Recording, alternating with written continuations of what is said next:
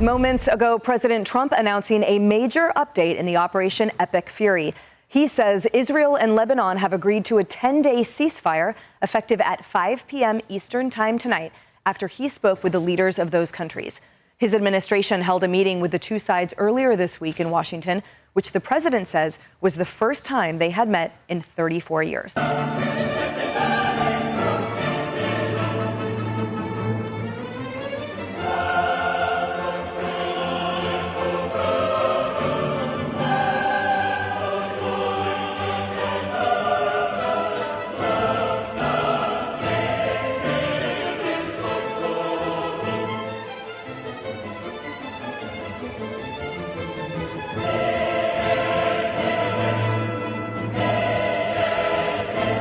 Solomon the Mason.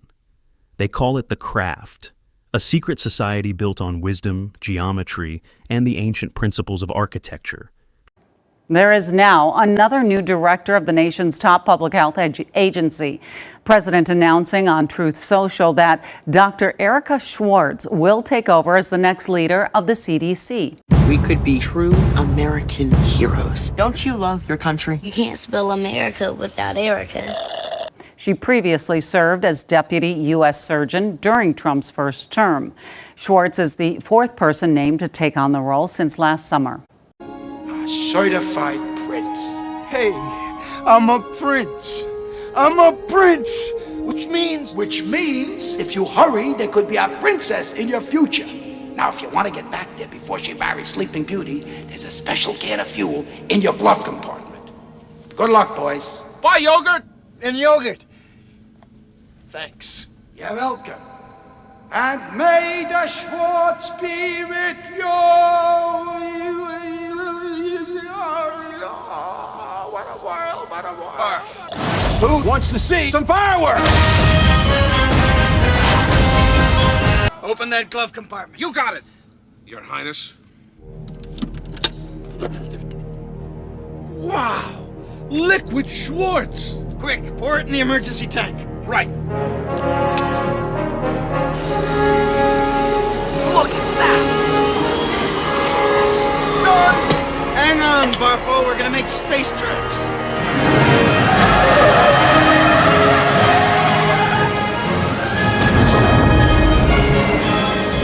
Freemasonry traces its spiritual and philosophical roots to the greatest builder in biblical history, King Solomon.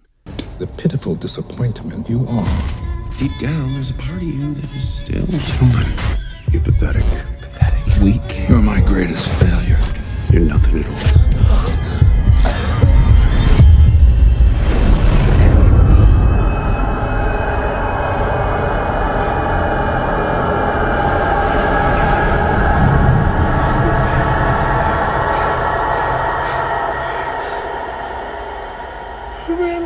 But who was Solomon really? Was he just a wise king of Israel? Or was he something more, something hidden beneath layers of allegory and time? Was Solomon, in fact, a pharaoh of Egypt? To understand the very foundation of Freemasonry, we must go back to the building of Solomon's temple, the sacred structure at the heart of all Blue Lodge rituals. The temple was more than a house of worship.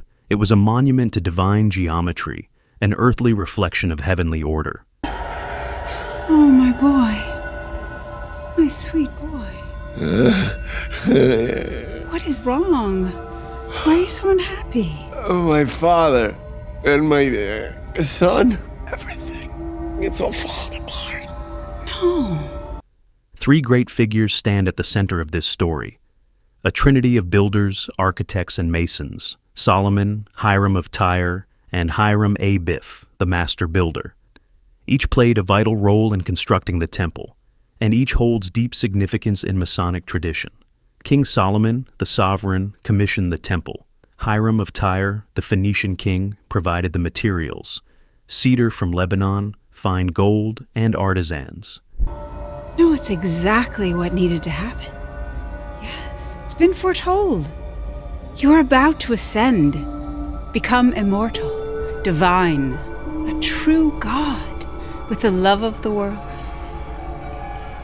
I know you think love is weak and human, but who is more loved than Jesus?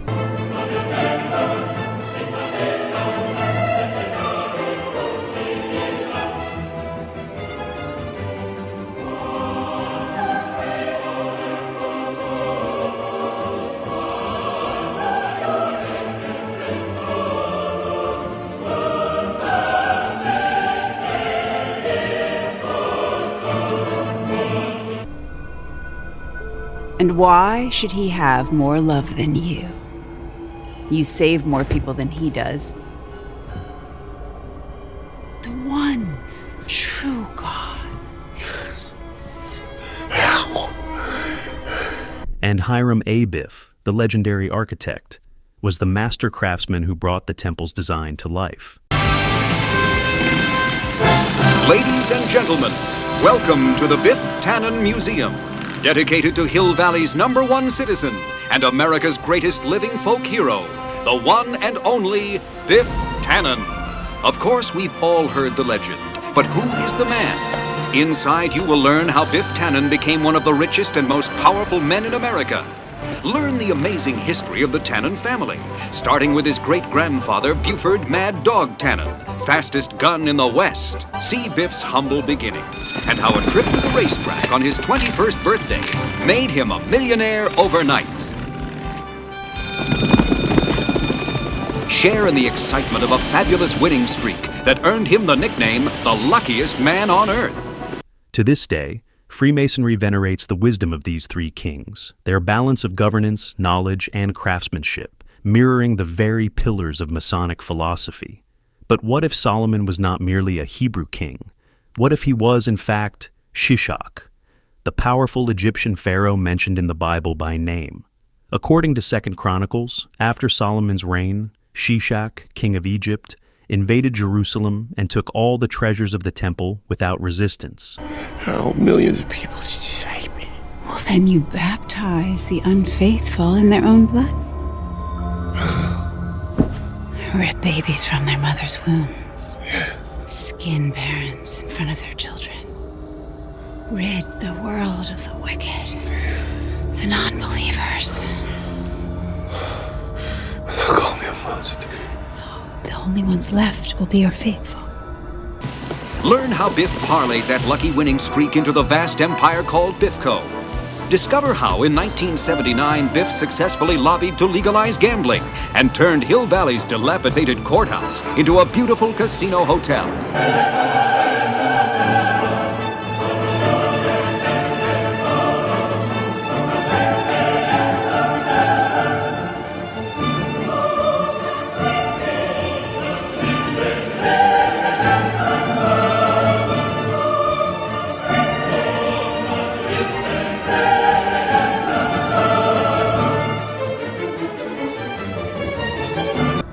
And they will love you in their hearts. They'll cry happy tears at the mere thought of you. You have one last task, my love. I just want to say one thing. God bless America. Meet the women who shared in his passion as he searched for true love. And relive Biff's happiest moment as in 1973 he realized his lifelong romantic dream by marrying his high school sweetheart, Lorraine Baines McFly. Third time's a charm.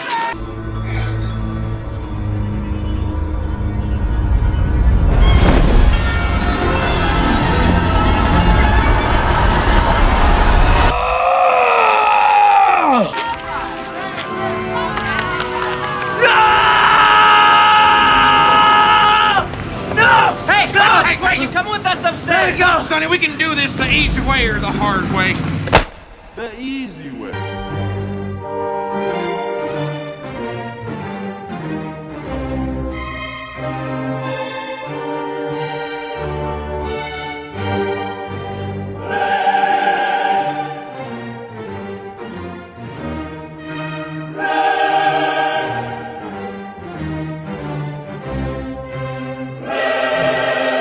The original Hebrew translation suggests something extraordinary, that Shishak and Solomon may have been one and the same. Ralph Ellis, in his groundbreaking work Solomon, Pharaoh of Egypt, explores this controversial theory.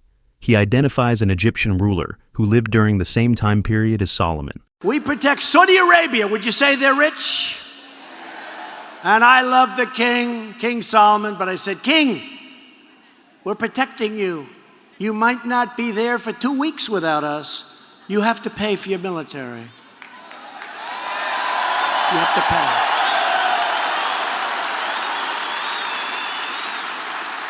And Japan is going to also contribute. You know, Japan, we protect Japan. They pay us a small percentage. No!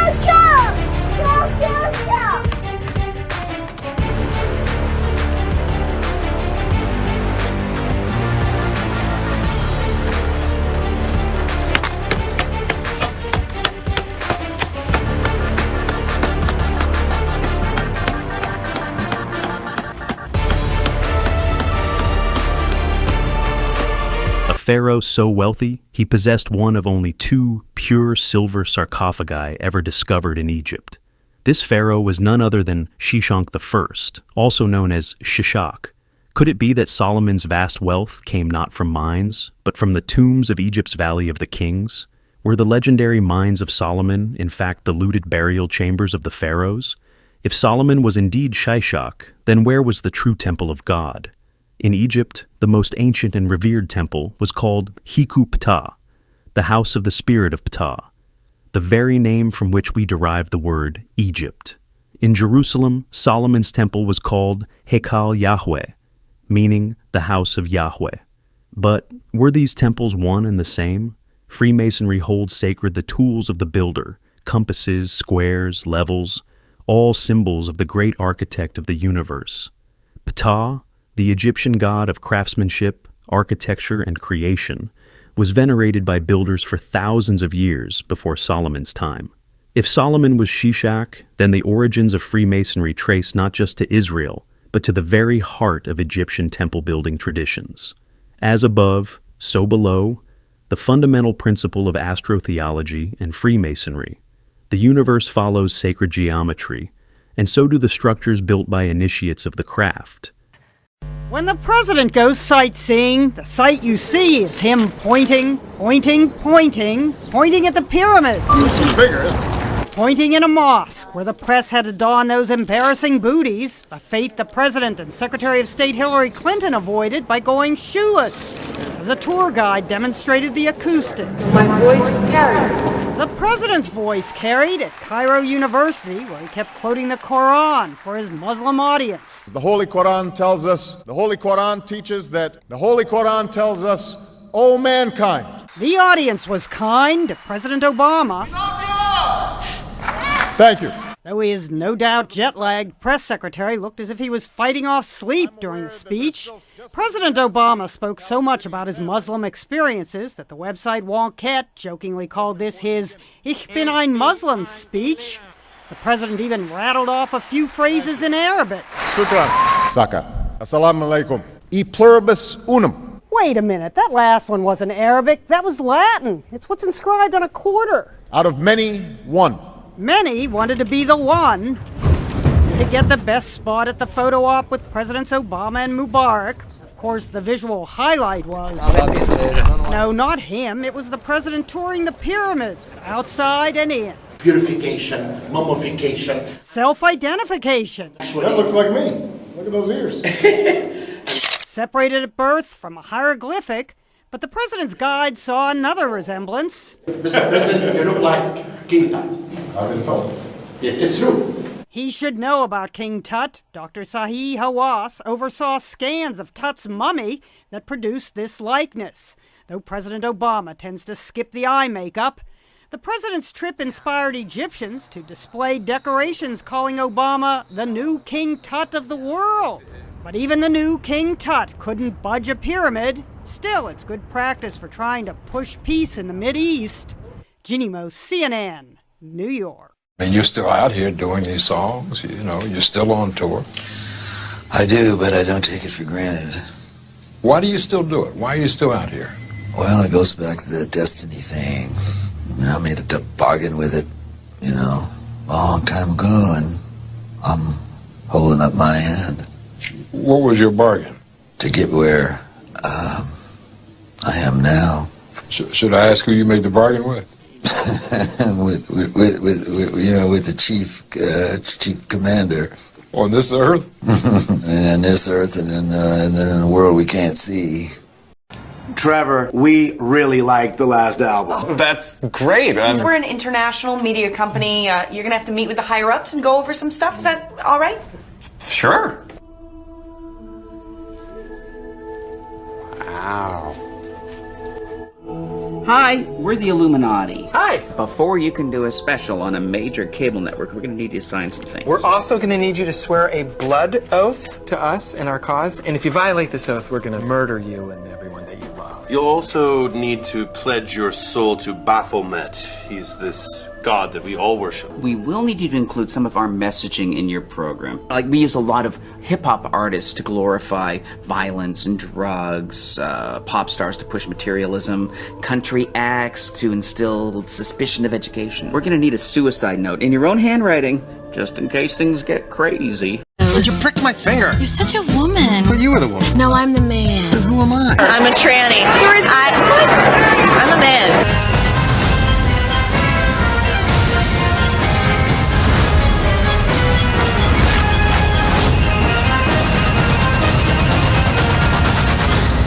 Doesn't that just lift your spirits? Nearly 40 years ago, a promise was made. God willing, we'll all meet again in Spaceballs 2 to search for more money. Money, you know? Hold it, wait a minute. It's me, Mel Brooks. I have a major announcement. Spaceballs 2, The Search for More Money, is not going to be the title of this movie. Why not? Because after all these years, I found the money. There it is, the money. It was in my basement. Space may be the final frontier, but it's made in a Hollywood basement. Why has nobody been to the moon in such a long time? That's not an 8-year-old's question. That's my question. I want to know, but I think I know. Because we didn't go there, and that's the way it happened. And if it didn't happen, it's nice to know why it didn't happen, so in the future, if we want to keep doing something, we need to know why something stopped in the past that we wanted to keep it going. But everywhere I go, people say, Mel, where's the new Spaceballs? When are you going to make the new Spaceballs? When are you going to make the new one? Well, we did it. And the title is Spaceballs, the new one. It's just like the old one, but it's newer. That's why it's called the new one. There you have it. I'll see you at the movies, and may the Schwartz be with you. What would surprise people about Jessica Alba? I'm a man. Central Wisconsin company offering its employees a microchip plant held a party to kick off the new program. Around 50 employees at 3 Square Market gathered to get the microchip. It's about the size of a grain of rice and gets implanted into the hand using a syringe. Participating employees will be able to use it to open doors, log onto their computers, and pay for snacks in the break room. Number 8, we will finally complete the biometric entry-exit visa tracking system, which we need desperately. For years, Congress has required biometric entry-exit visa tracking systems, but it has never been completed. The politicians are all talk, no action, never happens. Perhaps we need some outside universal threat to make us recognize this common bound.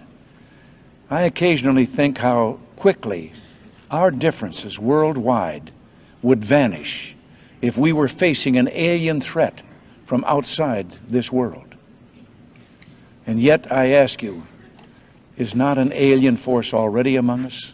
You're not going to get us to not believe in evolution. And why is that? Because the smartest scientists in the entire world all agree that it's real. I'm glad you brought that up. Because, Mr. Reynolds, science is a liar sometimes. Oh, boy. Oh, this is insane, you fool! I'm a fool because I have more faith in the saints that wrote the Bible? Yeah, because you just read the words of a bunch of guys that you never met, and you just take it on faith that everything they wrote was true. And what makes you think what your scientists are writing is any more truer than my saints? Because there are volumes of proven data, numbers, figures. There are fossil records. Oh, fossil records. I didn't even think about the fossil records. I guess I'll concede. Oh, wait, one more thing before I do, Mr. Reynolds. Have you seen these fossil records? Have I? Huh? Have you poured through the data yourself. The numbers, the figures. Well, no. No. Oh, interesting. So let me get this straight, Mr. Reynolds. You get your information from a book written by men you've never met. And you take their words as truth, based on a willingness to believe, a desire to accept, a leap of, dare I say it, faith? Come on. Look, I mean, I don't even know how I'm supposed to respond to that. Like, come on. That's a false equivalency. Just answer the question, Mr. Reynolds. Sure. Yeah. Okay. I rest my case. Another summer day has come and gone away from Paris or Rome, but I wanna go home.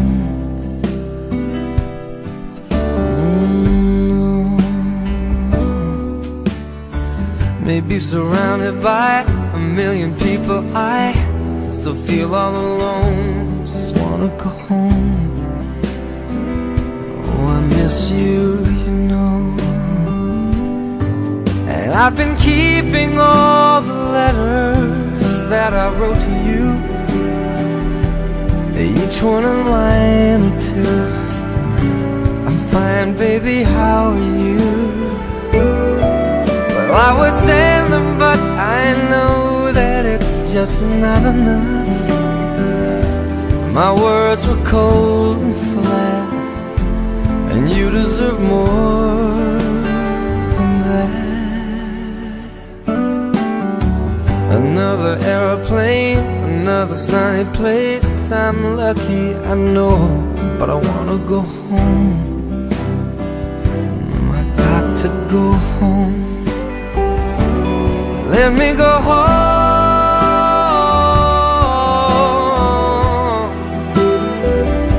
I'm just too far from where you are. I wanna come home.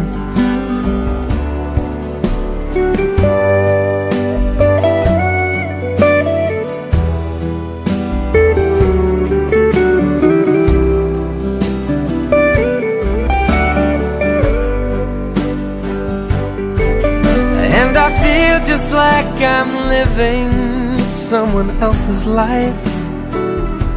It's like I just stepped outside when everything was going right. And I know just why you could not come along with me. That this was not your dream, but you always believed in me. Another winter day has come and gone away in either Paris or Rome, and I wanna go home. Let me go home.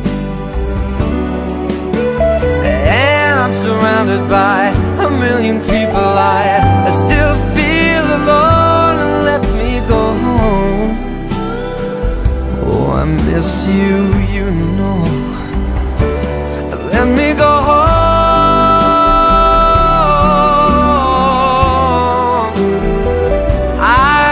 My run, baby, I'm done.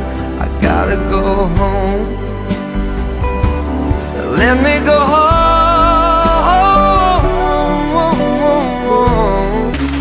Well, that's all, folks. That's my line. Step aside, babe. Let a star do this. That's all. That's all, folks. Can I go home now?